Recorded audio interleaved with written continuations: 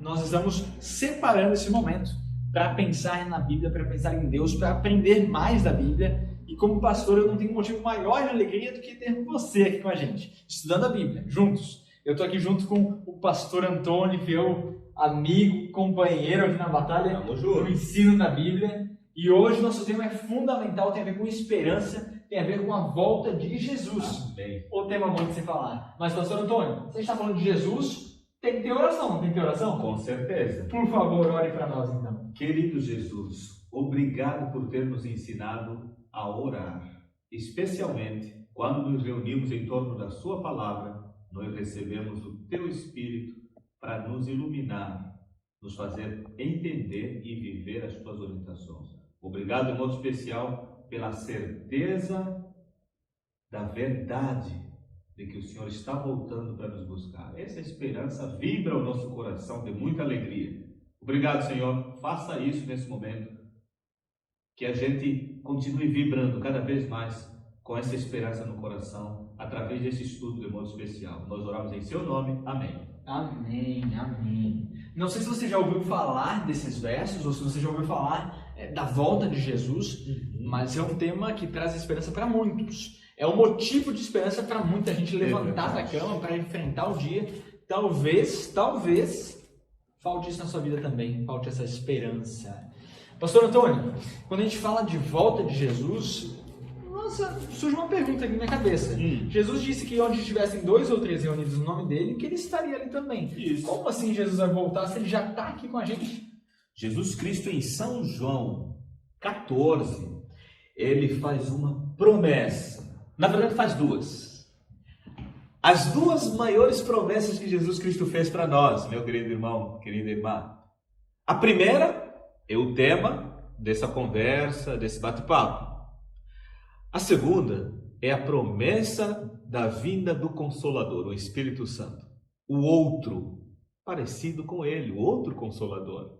Ou seja, Jesus Cristo disse que onde estariam 2 ou mais, ele estaria. Como assim? Através do outro, o Espírito Santo. Porque o Espírito Santo é mesmo parceiro, tem o mesmo objetivo, tem o mesmo poder que o próprio Jesus Cristo. Então, o Espírito Santo representa o próprio Jesus Cristo. É como se ele estivesse pessoalmente, não é como se ele estivesse pessoalmente. Jesus está conosco através do Espírito Santo. Então são coisas diferentes, não é que Jesus está, mas não presencialmente, não é literalmente. Fisicamente. Mas o mesmo Espírito que conduziu Jesus Cristo, o companheiro de Jesus Cristo, na sua jornada aqui na Terra, também está conosco aqui. Então aquela promessa da volta de Jesus em João capítulo 14, aliás, você poderia ler para a gente? Isso, João capítulo 14, meu amigo, minha amiga. Nós encontramos a maior de todas as promessas. Lembra que a outra promessa é a vinda do Espírito Santo, que ele já veio. Ele só está esperando todos os dias a gente abrir o coração para ele habitar em nós, fazer morada. Eu espero que você já tenha aceito. Mas a maior promessa é a vinda de Jesus Cristo, literalmente, corporeamente, visivelmente. A gente vai deixar de ficar orando e imaginando. Agora a gente vai poder abraçá-lo pessoalmente, fisicamente. E ele prometeu vir. Ele disse assim, não se turbe o vosso coração, né? Não se turbe o vosso coração. Creiam em Deus, creiam também em mim. Na casa de meu pai, você já sabe até de cor, né? Há muitas moradas. Se não fosse assim, eu vou-lo teria dito. Eu vou preparar-vos um lugar e virei outra vez. Aleluia! Jesus Cristo falou com a boca dele. Eu gosto quando as pessoas prometem com a boca dele. Jesus não mandou recado, falou, vai lá, diz que eu vou voltar. Não, Jesus falou com a boca dele para nós, virei outra vez. Querido, querida, não sei, pastor Gabriel, eu já vi pessoas na Bíblia acusando Jesus de glutão. Já vi pessoas na Bíblia acusando até que Jesus, por por Jesus comer com pecadores, andar com pecadores. Já vi pessoas acusando Jesus de blasfemar o próprio Pai, mas eu nunca vi alguém na Bíblia acusando Jesus de mentiroso. Por mais que o ser humano fosse acusador, né, que as pessoas à volta de Jesus fossem acusadoras, elas não tinham nem coragem para pecar desse jeito, acusando Jesus de mentiroso. Tanto é assim que na condenação de Jesus tiveram que inventar. Inventaram, é verdade. Porque não puderam usar algo que ele tinha. É verdade. Tinha dito ofensivo. E aqui Jesus falou assim: virei outra vez e vos levarei comigo, para que onde eu estiver, estejais vós também. Que promessa maravilhosa. Jesus não mente. E se ele não mente, é porque ele vai cumprir essa promessa. Fala minha promessa, pastor Gabriel. Já alguma vez você recebeu uma promessa? Alguém te prometeu algo que você ficou assim ansioso, esperando, não via a hora passar para... Eu lembro que quando era criança, os meus pais às vezes me prometiam presentes, né? Nessas datas comemorativas, especiais, Natal, Páscoa, ou então aniversário. Uma vez, inclusive, meu aniversário caiu junto com a Páscoa. Foi a minha festa, né? Você queria todos os presentes do mundo, né? Claro, não podia ser uma coisa só, tinha que ser os dois. Tinha que ser os chocolates e o presente de aniversário. Gente, eu adorava, eu ficava esperando por essas datas e elas se tornaram especiais pelos presentes. Até, às vezes, eu conseguia convencer minha mãe de antecipar. Mas se não, eu tinha que esperar as datas para ganhar o que tinha sido prometido. Então, eu lembro disso quando falam. E aí você fica esperando, expectante, né? Naquela ansiedade de que o dia chegue logo, né? Para que as promessas sejam cumpridas. Algumas até nem são promessas, a gente tem essa expectativa, cria essa expectativa, né? Mas outras realmente são promessas, né? Geralmente os pais falam, no dia do seu aniversário e tal, espera no dia do seu aniversário, a gente fica esperando, né? Promessas. Nós, os seres humanos, gostamos de honrar as promessas, cumprir com as promessas. Muito embora alguns dão para trás, claro, acabam, né? Eu ia dizer isso, às vezes nós gostamos mais que os outros cumpram suas promessas do que nós mesmos. Do que nós. Mas é óbvio que a gente, quando promete, tem que cumprir. Claro. Se você não cumprir, várias vezes você vai ser chamado, vai ser visto como um homem ou uma mulher, né? Mentiroso. Tanto que até a gente arrumou uma frase, né, bem comum, que dizendo promessa é dívida. Quando você abra a sua boca para prometer algo, cumpra. Então você já está devendo. Tem uma boa dica, pastor Gabriel. Eu prefiro fazer surpresa do que prometer. Sabe por quê? Essa foi uma dica para vocês, hein, gente? Eu prefiro surpreender a pessoa do que prometer. Sabe por quê? Porque eu não gosto de ter dívida, gente. Olha, é verdade. Quando a gente abre a boca para prometer, já tem dívida. Tem que cumprir. E se nós somos assim, pastor Antônio, imagina Deus. Verdade. Se Deus abriu a boca para dizer algo, é porque Ele vai cumprir. Jesus, sendo Deus, se prometeu voltar, é porque Ele vai cumprir. Aliás, se você tem curiosidade de saber como vai ser a volta de Jesus, lá em Mateus capítulo 24, você tem os sinais da volta de Jesus, como saber se está perto ou longe, mas também tem a descrição de como vai ser. Eu vou te citar algumas características. Jesus volta no céu. Jesus volta com poder, com glória, nas nuvens, acompanhado de anjos, com trombetas. Jesus não desce até essa terra mais. E vem, diz a Bíblia, como ladrão, porque pega a gente de surpresa. Essas são descrições da vinda de Jesus. Nós aguardamos esse dia. Mas, pastor Antônio, deixa eu ser sincero com você. Joga limpo. Deve ser sincero, hein? Eu entendo que Jesus tem que cumprir a sua promessa, mas algumas vezes a sensação que passa é de que ele mentiu. Sabe por quê? É uma sensação, né? O meu avô já falava da volta de Jesus. O meu pai fala da volta de Jesus. E eu sei que antes deles, aliás, a minha família é de origem católica, Meu avô era católico e em um momento se converteu, mas eu sei que no catolicismo também se prega a volta de Jesus. Quer dizer, há muito tempo vem se falando da volta de Jesus, é mais. Se formos olhar assim, Jesus mesmo disse, isso foi mais ou menos há 2000 anos atrás. 2000 anos que vem se falando disso. 2000 anos e Jesus não voltou ainda. Por quê? Porque Jesus Cristo tem um objetivo maior do que cumprir a sua promessa de voltar a essa terra. Ele tem um objetivo de salvar todos.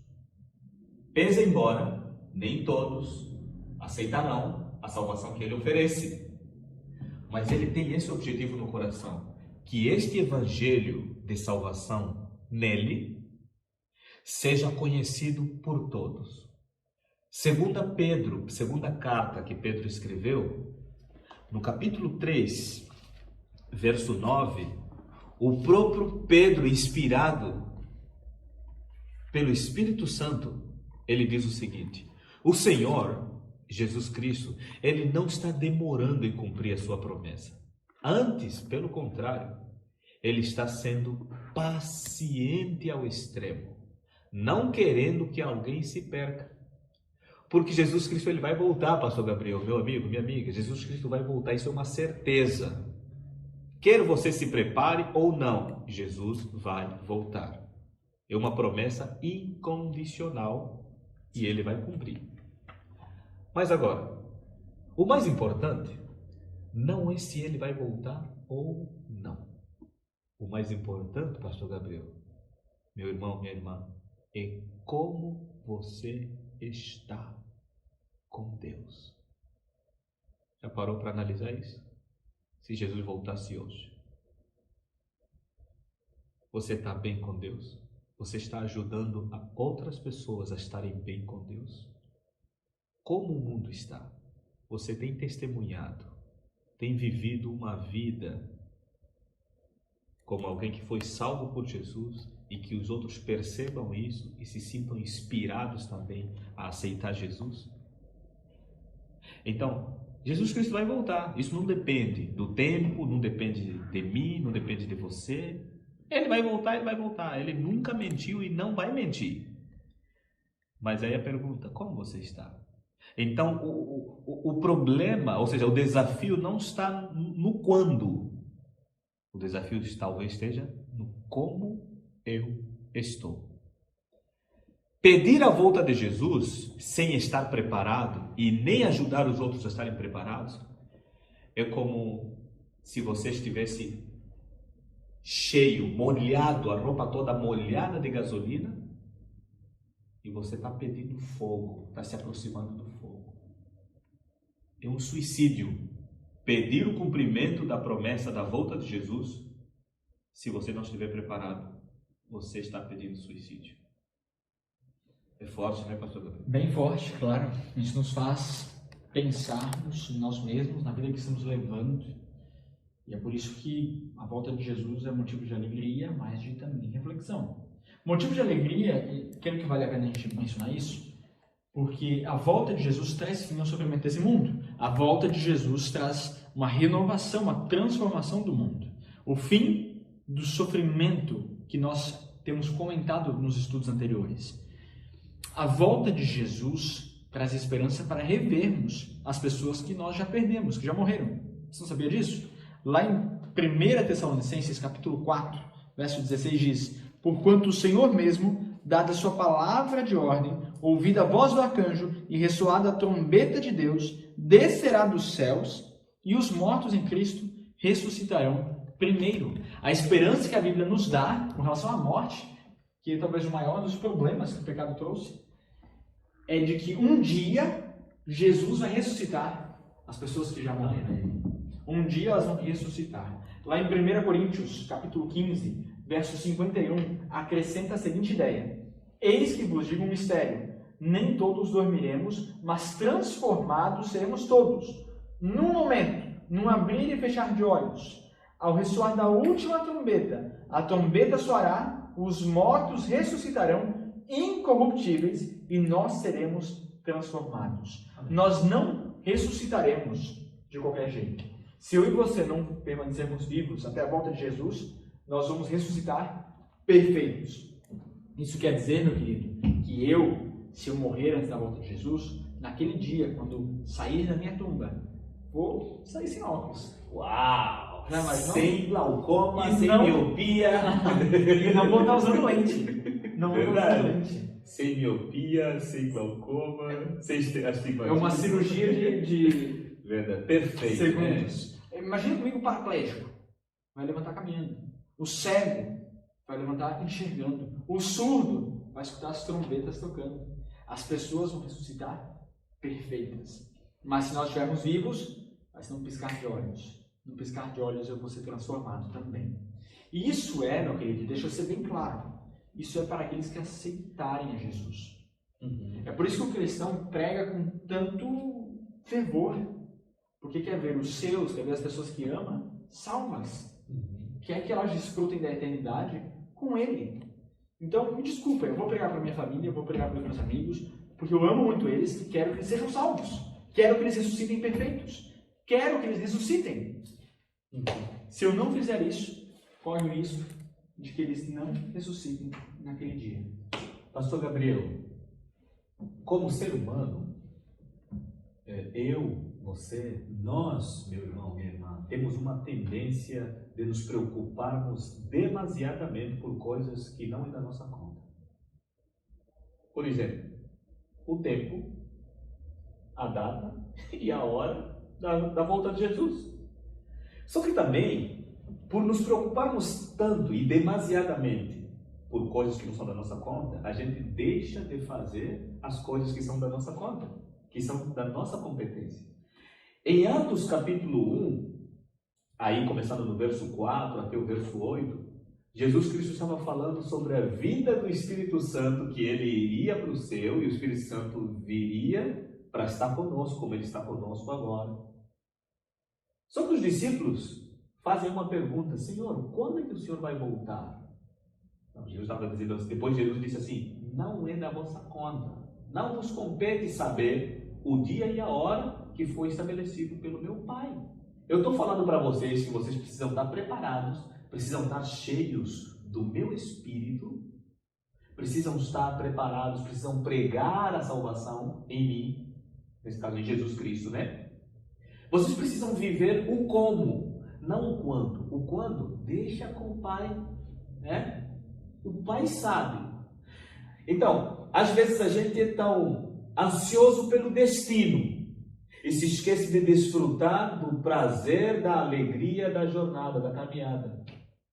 Então, Deus não quer simplesmente que sejamos cristãos, que estejam vidrados, afoitos, só no destino.